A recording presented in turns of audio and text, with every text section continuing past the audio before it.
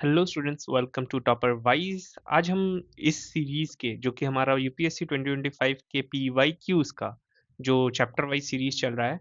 Basically हम GS prelims के सारे ही सब्जेक्ट के chapter wise even topic wise जो क्वेश्चंस को हम इसमें सॉल्यूशंस देख रहे हैं, एनालिसिस देख रहे हैं। उस सीरीज का ये जो वीडियो है, इसमें हम जियोग्राफी स्पेसिफिक सारे क्वेश्चंस देखेंगे जो 2025 में पीवाईक्यूज के फॉर्म में पूछे गए थे। ठीक है, तो जो भी हमारे प्रीवियस ईयर क्वेश्चंस हैं, इस तरह का एक सीरीज हमने बना रखा है। अगर आपको वो सीरीज पसंद आए या फिर आपको ऐसी सीरीज को देखना है, तो आप डिस्क्रिप्शन से वो लिंक देख सकते हैं, जो कि आपको इस प्लेलिस्ट में ले जाएगा जिसमें हम सारे सब्जेक्ट के रखेंगे। ठीक है, सारे सब्जेक्ट के वीडियोस आपको मिल जाएंगे, जिसमें ज्योग्राफी का वीडियो हम स्टार्ट करते हैं। इस वीडियो में हम क्या क्या देखने वाले हैं, हम वो पहले बता देते हैं। ज्योग्राफी में हमारे पास ये पूरा का पूरा वीडियो, जिसमें हम चैप्टर वाइज पीवाईक्यू देखेंगे। ठीक है, मतलब टॉपिक वाइज पीवाईक्यू देखेंगे। एक एक टॉपिक का कौन कौन से ज्योग्राफी में चैप्टर्स थे, उसके कौन कौन से टॉपिक्स थे, वो भी हम बता देंगे हर क्वेश्चन पे। कंप्लीट सॉल्यूशंस दे रहे हैं, तो सिर्फ ऐसा नहीं है कि बस ऑप्शन 1 करेक्ट है या option 7 correct, option B correct है, सी करेक्ट है, ऐसा कुछ नहीं बताने वाले हैं। हम सॉल्यूशंस के साथ आपको चारों ऑप्शंस के एक्सप्लेनेशंस देंगे, चाहे वो इनकरेक्ट हो या करेक्ट हो।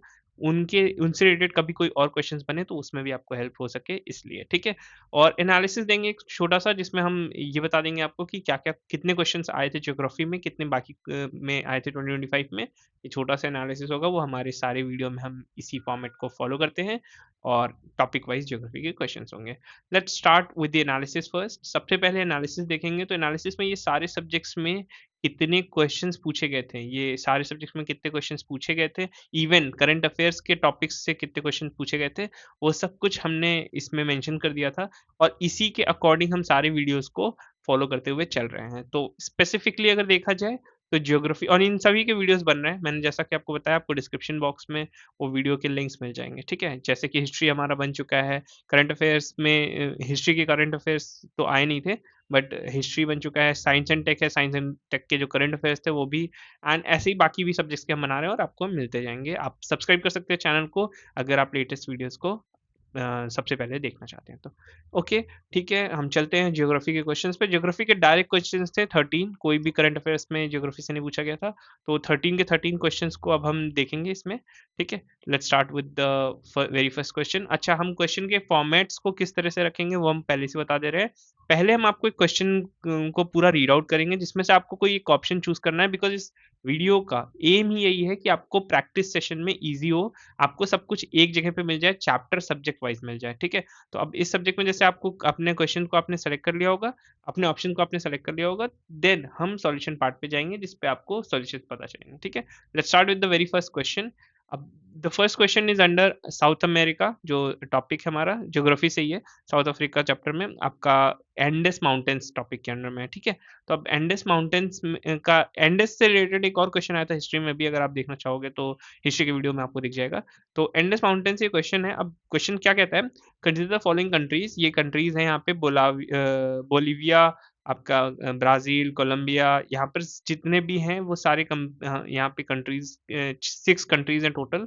And with this 6 countries the Andes mountains passes through how many of the above countries.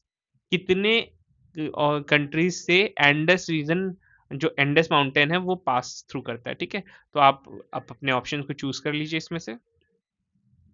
I hope आपने करेक्ट ऑप्शन चूज किया होगा। Let's move to the solution part. The 4 countries actually go through the Andes Mountains, passes through the Andes Mountains। जो 4 countries यहाँ पर हैं, वो है यहाँ पे बोलीविया, कोलंबिया, इक्वेडर और वेनेजुला। ठीक है, तो ये जो चारों कंट्रीज हैं हमारे, वो इसके थ्रू जाते हैं, बट ब्राजील और पैराग्वे नहीं जाते हैं एंडस रेंज के अंडर में। ठीक है, ब्राजील तो पेरिस, मतलब सॉरी, एंडस रेंज के अंडर में ही नहीं आते हैं, एंड पैराग्वे तो मतलब कोई क्रॉस ही नहीं करते हैं एंडस की तरफ से। ठीक है, तो अब ये आपका यहाँ पे ऑप्शन जो है वो सी सही होगा, ओनली 4। आई होप आपने करेक्ट ही किया होगा. Let's move to the next question. The next question से अच्छा हम ये थोड़ा फास्ट पेस में चल रहे हैं ताकि आपको जल्द से जल्द ऑप्शंस पता चले और जल्द से जल्द प्रैक्टिस हो. ज़्यादा लंबा वीडियो खींच के या ऐसी बातें कर करके आपका टाइम वेस्ट नहीं करना है, ना ही उस चीज़ को मतलब लेंदी बनाना है. तो हम बहुत जल्दी जल्दी देखेंगे क्वेश्चंस को. द नेक्स्ट क्वेश्चन से is under equator and major world water bodies. ठीक है. तो in this question the question is consider the following water bodies. यहाँ पर 3 वाटर बॉडीज लिखे हुए हैं. ठीक है. अब through how many of them does the equator pass. ठीक है. आप इसमें से एक अपना एक ऑप्शन चूज कर ले. आई होप आपने करेक्ट ऑप्शन चूज किया होगा. Let's move to the solution part. The solution says none of none of them passes I mean none of them does the equator pass. ठीक है. ठीक है. तो अब इसमें यहाँ पे लिखा है कि जो लेक टेंगानिका है वो located in East Africa near equator but lies entirely south of it. ठीक है. तो यहाँ पर ये भी नहीं है. And then lake Tonle Sap जो है वो कंबोडिया के पास होता है एंड वो नॉर्थ ऑफ द इक्वेटर है. एंड यहाँ पर जो पेटोस लगून है. ठीक है. वो लोकेटेड है साउदर्न ब्राजील में. अच्छा इनके लोकेशंस भी पूछे कभी कि ये कहाँ है, तो इस वजह से हमने कंबोडिया यहाँ साउदर्न ब्राजील लिख दिया है. And entirely south of it. ठीक है. इक्वेटर के प्रॉपरली साउथ में है ये. नॉर्थ ऑफ द इक्वेटर है, इक्वेटर पे नहीं है. ठीक है. तो ये इक्वेटर यहाँ पर क्रॉस नहीं करता है. None of these water bodies are crossed by the equator. ठीक है. एंड यहाँ पर ये सारे ही इसमें से डी ऑप्शन करेक्ट होगा जो कि none of them passes through the equator. ठीक है. तो next question says is under agriculture and turmeric production in India. ठीक है. तो ये next question is under agriculture and turmeric production in India. तो next question says consider the following statement turmeric during the year 2022-2023. And the statements are: first, India is the largest producer of exporter of largest producer and exporter of turmeric in the world. And the second question, second statement says more than 30 varieties of turmeric are grown in India. And third statement says Maharashtra, Telangana, Karnataka and Tamil Nadu are major turmeric producing states in India. ठीक है. अब इसमें से correct statements कौन कौन से हैं वो चूज कर लो. आई होप आपने करेक्ट चूज किया होगा. Let's move to the solution part. In the solutions all the three statements are correct. यहाँ पर जो first statement is India actually ranks first globally in turmeric production. ठीक है. हम सबसे ज्यादा प्रोडक्शन करते हैं टर्मरिक का. Over 62% of the global market is captured by India. ठीक है. यहाँ पर 62% जो मार्केट है टर्मरिक का वो इंडिया ही कैप्चर करके रखा हुआ है. Statement 2 is also correct. India grows more than 30 varieties of turmeric in across 20 plus states. ठीक है. कितने varieties का भी पूछा जाए तो आप ये चीज को देख सकते हो. 30 varieties of turmeric are produced by India. ठीक है. And the statement 3 is also correct. The major turmeric producing state are include Maharashtra, Telangana and Karnataka and Tamil Nadu. इन चारों ही स्टेट में सबसे ज्यादा प्रोड्यूस किए जाते हैं. ठीक है. All the three statements are correct. So option D is correct here. ठीक है. तो आई होप आपने करेक्ट ही किया होगा. Let's move to the next question. Next question is under geomorphology और ये कॉन्टिनेंटल ड्रिफ्ट थ्योरी के अंदर में है. ठीक है. तो आपको टॉपिक्स भी बता दिए जा रहे हैं ताकि आप जब प्रैक्टिस कर रहे हो तो इन टॉपिक्स के अंदर ये सब चीजों को थोड़ा और ध्यान से पढ़ो. ठीक है. The following the question says which of the following are evidences of the phenomena of continental drift. ठीक है. The first statement says the belt ancient rocks from uh, Brazil coast matches with those of the Western Africa. The second statement says gold deposits of Ghana are derived from the Brazil plateau when the two continents lay side by side.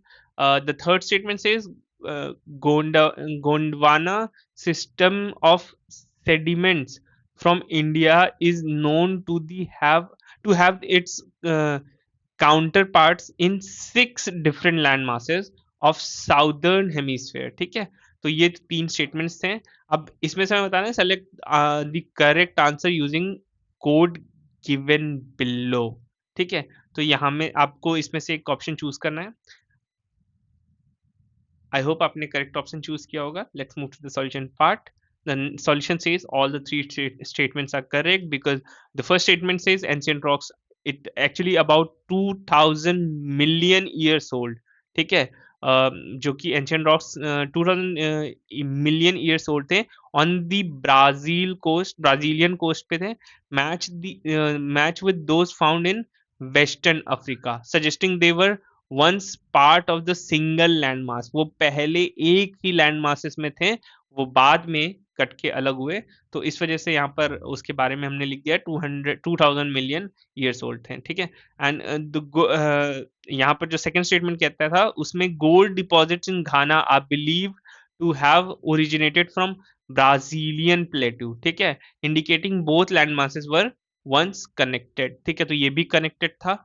And the third statement is also says the Gondwana sediment system found in India has geological counterparts in Africa, Madagascar, Antarctica, Australia, and Falkland Island, indicating a shared geological history. ठीक है, तो ये भी एक समय पे shared थे.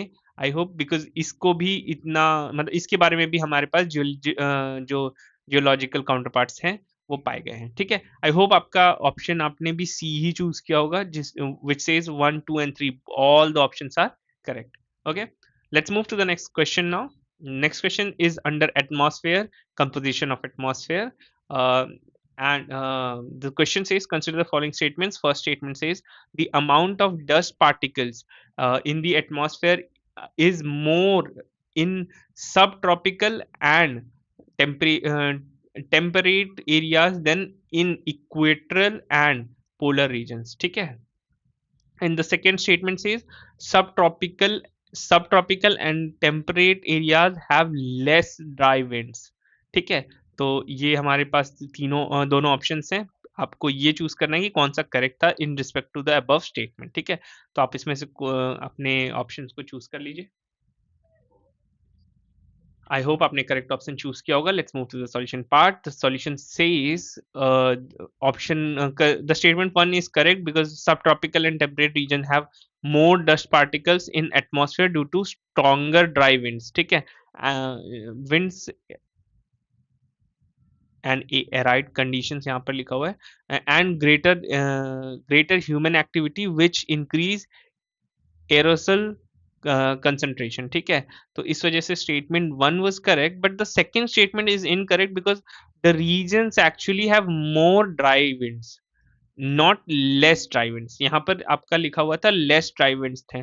ठीक है, तो ये रीजंस एक्चुअली में मोर ड्राई विंड्स कवर करते हैं रखते हैं instead of less dry winds. ठीक है, तो यहाँ पर सिर्फ फर्स्ट स्टेटमेंट करेक्ट होगा, तो आपका ऑप्शन सी करेक्ट हो जाएगा. Statement 1 is correct but statement 2 is not correct. ठीक है, तो आप आई होप आपने करेक्ट ऑप्शन ही चूज किया होगा. Let's move to the next question.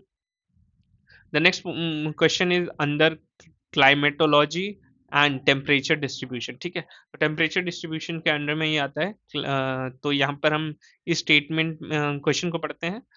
Consider the following statements क्या कहते हैं. Statement 1 is in January in northern hemisphere the isotherms bend equatorward while crossing the land masses and poleward while crossing the oceans. ठीक है, and the second statement says in January the air over the oceans is warmer than the that over the land masses in the northern hemisphere. ठीक है, तो आपको इसमें से correct option choose करना है.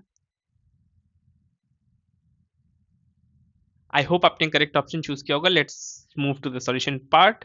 The solution says all the options are I mean both the options are correct. ठीक है, statement 1 is correct because in January the isotherms bend equatorward south over cold land masses and poleward north over warmer ocean due to differential heating. ठीक है, तो यहाँ पर आपका differential heating की वजह से ये, एक मिनट मैं यहाँ पर रिमूव कर देता हूँ ताकि आप इसको पढ़ सको, सॉरी,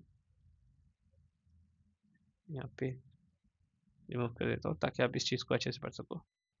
ठीक है, तो यहाँ पर डिफरेंशियल हीटिंग की वजह से होता है। ठीक है, next statement is also correct because in winter ocean retains heat better than land masses due to higher specific heat capacity. So air over ocean is warmer than over land. ठीक है, casual link जो यहाँ पर है वो ये है कि the warmer air over ocean explains why isotherm bends in poleward there, and cooler land causes equatorward bends. ठीक है, स्टेटमेंट टू एक्सप्लेन्स एक्सप्लेनेशन। अच्छा हाँ, इसमें ये भी है कि अगर आपको इसमें से सेकंड स्टेटमेंट भी पता होता तो आप फर्स्ट स्टेटमेंट को सही कर ही देते। ठीक है, तो आई होप आपने भी ऑप्शन ए ही चूज किया होगा। Both the statement 1 and 2 are correct and statement 2 explains statement 1। ठीक है, तो ऑब्वियसली ये आपका करेक्ट ऑप्शन होगा। Let's move to the next question now. Next question is under geomorphology. यहाँ पे रॉक टाइप्स एंड परमिएबिलिटी के अंडर में आता है। The statements are, the first statement says in the context of effect of water on rocks, chalk is known as a very permeable rock, whereas clay is known as a quite an impermeable or least permeable rock. Okay, and the statement 2 says chalk is porous and hence can absorb water. The third statement says clay is not at all porous. ठीक है, तो यहाँ पे आपको correct option choose करना है। Choose your options wisely. I hope आपने correct option choose किया होगा। Let's move to the solution part. The solution says first and second statement is correct and the third statement is incorrect. Why it is incorrect? Let's see.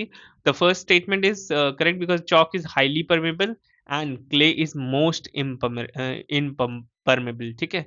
And the second statement is also correct because chalk is porous, made of tiny shells and microfossils with interconnected pores, allowing water to pass, which explains the statement 1 also. ठीक है, and actually statement 3 is incorrect because clay has porosity, but its pore spaces are very fine and not well connected, so it's impermeable but not non porous. ठीक है, ये non porous नहीं है but ये impermeable है। ठीक है, तो एक्चुअली यहाँ पर जो स्टेटमेंट 3 था which says said that clay is not at all porous। ठीक है, तो ये बिल्कुल ही गलत स्टेटमेंट है। ठीक है, आई होप आपने भी इसका ऑप्शन सी ही करेक्ट किया होगा which says only one of the statement 2 and 3 is correct and that explains statement 1। ठीक है, let's move to the next question। The next question is under climatology, atmosphere and greenhouse effect. ठीक है, which of the following statements, actually there are three statements। First statement says without the atmosphere temperature would be well below freezing point everywhere on the earth's surface, and second statement says heat absorbed and trapped by the atmosphere mountains are planets average temperature। ठीक है, and the third statement says atmosphere gases like carbon dioxide and are particularly good at absorbing trapping radiation। ठीक है, तो आई hope आपने इसमें से correct option choose कर लिया होगा। Let's move to the solution part। The solution says all the three statements are correct। ठीक है, यहाँ पे तीनों ही करेक्ट हैं because first statement says without the atmosphere earth's surface would lose heat rapidly leading freezing conditions globally। ठीक है, and statement 2 is also correct because the greenhouse effect traps heat within the temperature maintaining earth's average temperature almost approximately 15 degrees Celsius, and the third statement is also correct because the greenhouse gases CO2, CH4, etc. are efficient at absorbing, trapping infrared radiation, ठीक है, trapping infrared radiation, preventing heat and escaping into space, ठीक है. So the third option is correct here. C option is correct. 1 and 2 and 3, all the statements are correct. Okay, let's move to the next question. The next question is under India and world transport corridors, ठीक है. यहाँ पर आपको questions को read out करना है. India is one of the founding member of international north south transport corridor INSTC, a multi-modal transportation corridor which will connect. अब इसमें से आपको एक ऑप्शन चूज करना है.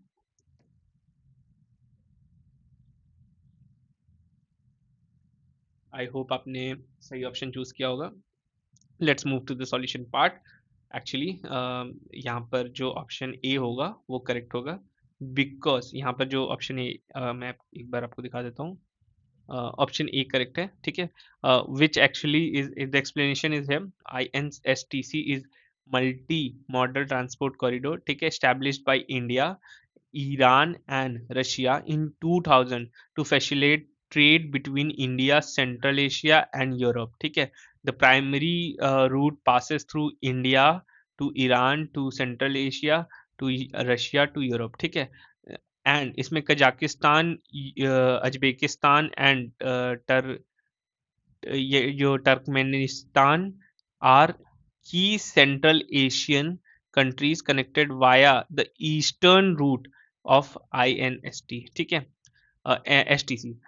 And Iran is a critical transit country, making option A the most comprehensive and geographically accurate, ठीक है. तो while जो अजरबैजान है is part of the western route, the key link via Iran and Central Asia aligns best with the option A. So option A is correct here, ठीक है. I hope आपने इसको correct किया होगा. Let's move to the next question. Next question says, which is under actually time zones and countries, time zone of countries. So which says consider following. यहाँ पर United kingdom, Denmark, New Zealand, Australia, Brazil दिया हुआ है. How many of the above countries have more than 4 time zones. इनमें से कौन सी country है जो 4 टाइम जोन्स को कवर करती है. आई होप आपने इसका ऑप्शन चूज कर लिया होगा. Let's move to the solution part. The solution part says C, only 3, ठीक है. यहाँ पर यूनाइटेड किंगडम है जो कि mainland UK has 1 time zone, but with overseas territories spans 9 time zones, ठीक है. तो यहाँ पर आपका क्वेश्चन था कि मोर देन 4, 4 से ज्यादा जो टाइम जोन करता हो, तो United kingdom 9 time zones follow करती हैं. तो आप अगर कभी पूछा जाए यूनाइटेड किंगडम कितने करते हैं, तो 9 टाइम जोन्स. डेनमार्क यहाँ पे 5 टाइम जोन्स, ठीक है. आपका न्यूजीलैंड यहाँ पर 3 time has 3 time zones including Chatham Island and Tokelau, ठीक है. तो इस वजह से ये तो इनकरेक्ट हो जाएगा. यहाँ पे यूनाइटेड किंगडम एंड डेनमार्क सही है. Australia mainland has 5 standards. तो यहाँ पर जो ऑस्ट्रेलिया है टोटलिंग 9 टाइम जोन्स ऑस्ट्रेलिया का होगा. तो यहाँ पर ऑस्ट्रेलिया भी इसके अंडर में आ जाता है. एंड ब्राजील है 4. तो ये सिर्फ 4 ही है, तो 4 से ज्यादा होना चाहिए. यहाँ याद रखिएगा मोर देन 4 लिखा है, तो कभी भी आप इस चक्कर में सिर्फ ब्राजील को मत करिएगा. ये 4 स्टैंडर्ड टाइम जोन्स को करता है, बट हमें पूछा गया है 4 से ज्यादा. तो यही 3 बेसिकली इसमें रहेंगे, आपका यूनाइटेड किंगडम, डेनमार्क एंड यहाँ पर आएगा आपका ऑस्ट्रेलिया, ठीक है. तो इसलिए ओनली 3 ऑप्शन करेक्ट होगा. Let's move to the next question. Next question is under also again under time zones and international date and line, ठीक है. तो यहाँ पे कंसिडर फॉलोइंग स्टेटमेंट्स. यहाँ पे 2 स्टेटमेंट्स लिखे हुए हैं, आप दोनों स्टेटमेंट्स को पढ़ सकते हो. जो कि कहता है Anadyr in Serbia and Nome in Alaska are a few kilometres from each other, but when people are walking up and getting set for breakfast in these cities, it would be different days. Okay, when अच्छा ऐसा होता है कि नहीं ये चीज बताना है आपको. and when it is Monday in Andir, it is Tuesday in Nome. Is it correct? ठीक है. तो यहाँ पर हमें चूज करना है कौन कौन से इसमें से करेक्ट हैं स्टेटमेंट. आप अपने ऑप्शंस को चूज कर लीजिए. आई होप आपने करेक्ट ऑप्शन चूज किया होगा. Let's move to the solution part now. The solution says actually only one first statement is correct. The second statement is not correct because in first statement, because Ander and Nome have a different time difference of about 20 hours due to international date line ideal between them. This means people can have breakfast on different calendar days despite their close proximity. ठीक है. And statement 2 is incorrect because when it is Monday in Andir, it's actually Sunday in Nome. So Nome वाला ही पीछे चल रहा है जो कि Tuesday की जगह Sunday होगा आपका उसके कंपैरिजन में. ठीक है. तो only one option, first option statement is correct. तो आई होप आपने इसका करेक्ट आंसर चूज किया होगा. Let's move to the next question. Next question is under natural resources and mineral wealth. ठीक है. तो यहाँ पर जो नेक्स्ट क्वेश्चन है उसमें यहाँ पे 3 पेयर्स बना करके दिए गए हैं. इन तीनों पेयर्स में से आपको चूज करना है. आप अपने ऑप्शंस को चूज कर लीजिए कौन से करेक्टली मैच्ड हैं. आई होप आपने करेक्ट ही चूज किया होगा. Actually all the 3 options pairs are correct. यहाँ पर Botswana is one of the largest producer of diamond. अच्छा, कभी डायमंड का लार्जेस्ट प्रोड्यूसर पूछा जाए तो बोट्सवाना है with over 30% of its GDP. ठीक है. And 80% of 30% of its GDP and 80% of its export dependent on it. ठीक है. And यहाँ पे Chile is rich in lithium and Indonesia actually has the world's largest reserve of nickel. World's largest reserve of nickel कभी पूछा जाए तो आपको यहाँ पर इंडोनेशिया को चूज करना होगा. ठीक है. तो आई होप आपने इसको करेक्ट ही किया होगा. तो ऑप्शन यहाँ पर सी सही होता है, ऑल ऑफ द 3. ठीक है. Let's move to the next question. The next question is also kind of pair question. यहाँ पे पेयर बने हुए हैं. ये तीनों पेयर में से आपको चूज करना है. Choose your options. I hope आपने करेक्ट ऑप्शन चूज किया होगा. Let's move to the solution part. The solution says all of them are incorrect. ठीक है. क्यों? Malcora is the largest island of the Balearic Island, which belong to Spain. यहाँ पे जो मेलकोरा है वो स्पेन से बिलोंग करता है. और यहाँ पर जो नॉर्मैडी, जो सेकंड क्वेश्चन है, Normandy is a region of France, तो ये फ्रांस से बिलोंग करता है. And the third is Sardinia is island region of Italy. ये इटली से बिलोंग करता है. तो ये इनकरेक्ट है. अगर वो नीचे होता, ये मतलब करेक्ट ऑर्डर में होते, जहाँ पे मेलकोरा के सामने स्पेन होता, आपका नॉर्मैंड के सामने फ्रांस होता, एंड सार्डिनिया के सामने इटली होता, तो वो करेक्ट होता. ठीक है. बट यहाँ पर सारे इनकरेक्ट फॉर्म में रखे हुए हैं. अगर एक और चीज है, north Spain it's famous for 1944 D day landings. ठीक है. तो ये चीज आपको अगर कुछ इसमें से यूजफुल लगे तो आप इस चीज को नोट आउट कर सकते हो. तो इसका ऑप्शन डी करेक्ट होगा. Actually none of them are correct pairs. ठीक है. आई होप आपने सही किया होगा.